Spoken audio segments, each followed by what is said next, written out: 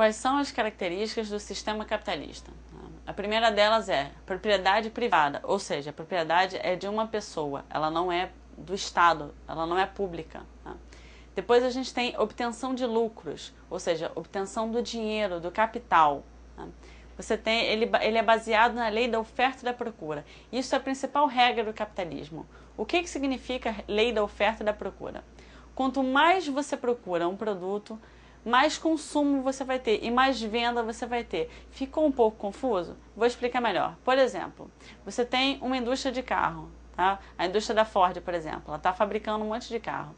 Para ela vender esses carros, ela tem que ter um mercado consumidor, pessoas que queiram comprar esse carro.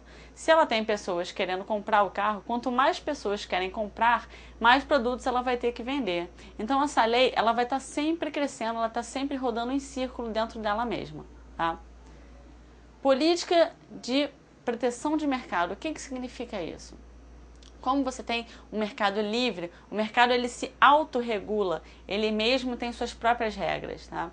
Mas você tem mecanismos, por exemplo, que os estados nacionais, os países fazem para proteger suas economias. A gente chama de economia privada, o mercado interno de um país, tá?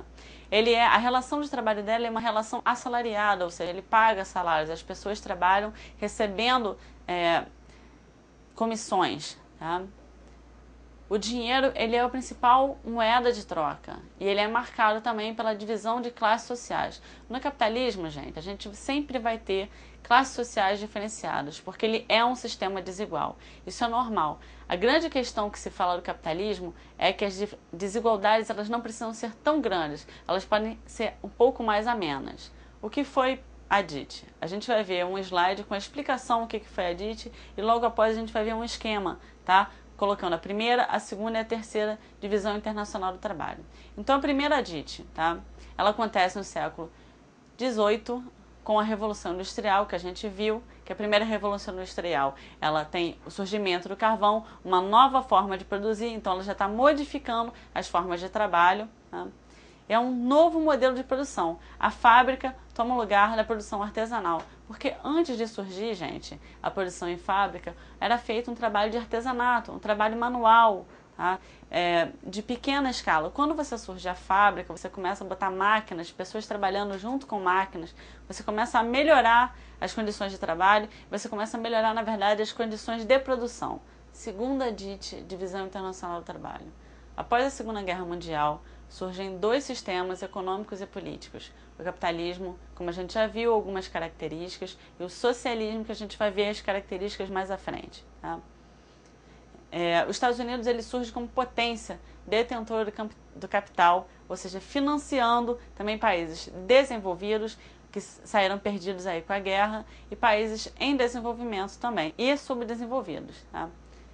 Ele começa a instalar filiais nos países das economias mais fracas. Ou seja, ele começa a implantar essas filiais para que os países pudessem renovar as suas economias, reaquecer o mercado, principalmente o mercado consumidor americano também, de produtos americanos, tá? A gente começa a ter uma mudança na relação comercial mundial, tá? E a gente começa a ter a criação do FMI, que é o Fundo Monetário Internacional, do BIRD, que é o Banco Internacional, e do GATT, tá? Que é mais relacionado à Europa, mas a gente vai ver mais à frente. Após esse slide da primeira e da segunda DIT, a gente vai ver um esqueminha, como eu já falei, e agora a gente vai ver a terceira DIT, que é a partir da década de 70. Tá? Ou seja, termina a Segunda Guerra Mundial, o capitalismo ele vence, os Estados Unidos surge como potência econômica e militar. Então, em 70 começa a ter o fortalecimento desse capitalismo, com a reestruturação industrial, a revolução tecnológica, a expansão de investimentos de grandes empresas no exterior e começa, como eu falei para vocês, a implantação de multinacionais e passando para transnacionais, um conceito moderno, um conceito mais aberto. Você tem a industrialização das economias emergentes e nas economias subdesenvolvidas, onde eu falei para vocês que o capitalismo é um sistema desigual e essas multinacionais, essas transnacionais nesses países em desenvolvimento e subdesenvolvidos, elas começam a agravar as desigualdades sociais, porque as economias dos países elas começam a melhorar, porém esses países têm séries de problemas sociais que começam a ser agravados com essa crise. Então a gente tem aí o surgimento de um mundo bipolar, como eu falei. O capitalismo, de um lado, representado pelos Estados Unidos, e o socialismo representado pela União das Repúblicas Socialistas Soviéticas, ou conhecida também como União Soviética. Quais são as características do sistema socialista? A gente já viu as do capitalista, agora vamos para o socialista. Estado interventor da economia, ou seja, no capitalismo a gente viu que o capitalismo não tem intervenção do Estado, apenas para proteger o seu mercado interno, a sua economia interna. Né? E no socialismo não, o Estado interventor na economia, ele diz o que a população tem que produzir, quais são as linhas que ela vai seguir de produção na economia. Os bens são divididos entre a população e o Estado. Tá? Como a gente viu no capitalismo, tem a desigualdade social e o bem ele é individual. No socialismo não, ele é dividido. Outra diferença é a existência de uma classe social única, que seria a classe dos proletários, ou seja, tentando amenizar de qualquer forma qualquer diferença social que exista dentro dessa sociedade.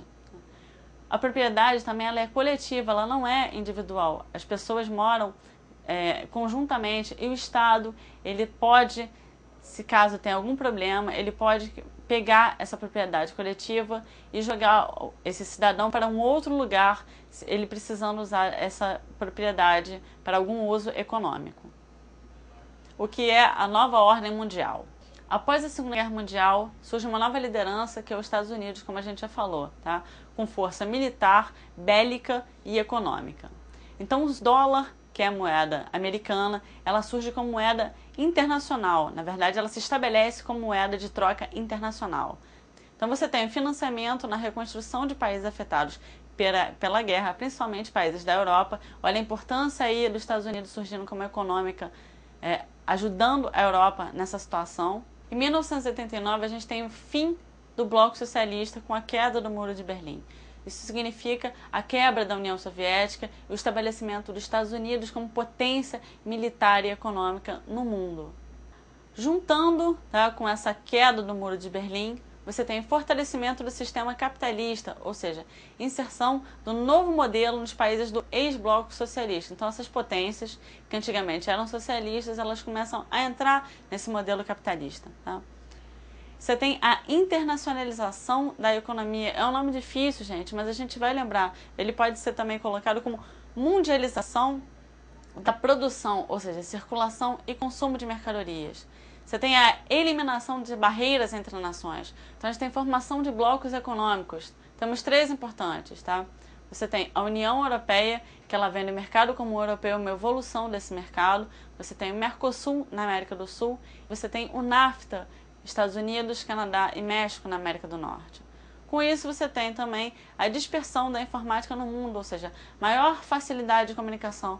Não é simples, gente. Hoje em dia a gente quer falar com algum parente que viajou, alguma pessoa que está no exterior. Você chega, você entra no MSN, em 2 tempos você fala com a pessoa. Ou você passa um e-mail, quase que instantaneamente esse e-mail chega e a pessoa tem acesso a essa informação. Isso foi muito importante também na economia, principalmente na política. Olha a facilidade dos países se comunicarem e a gente evitar problemas de guerras, tá, entre essas potências. Olá, me chamo Paula Belmiro. Capitalismo financeiro. Então ele vem